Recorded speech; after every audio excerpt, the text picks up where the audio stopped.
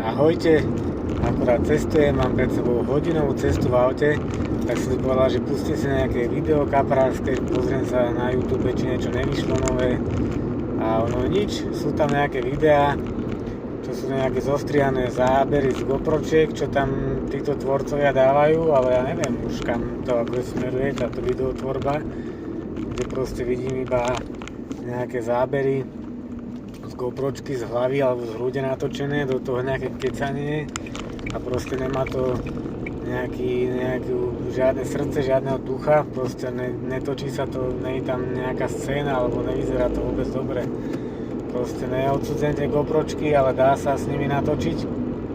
nejaká zdolávačka alebo niečo, alebo nejaké zábery, ale aby ste robili hodinové alebo polhodinové videá iba z GoPročky, ešte aj s kaprami sa točili s GoPročkou, tak to je normálne akože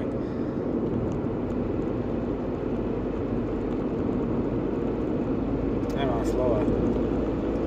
A napíšte vy,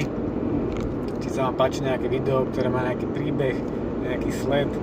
ktoré je natočené normálne na kameru, na GoPročku, na kombináciu,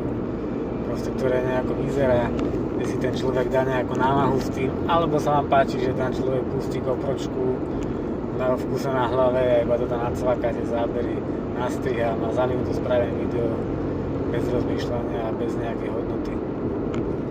Čakám v komentári.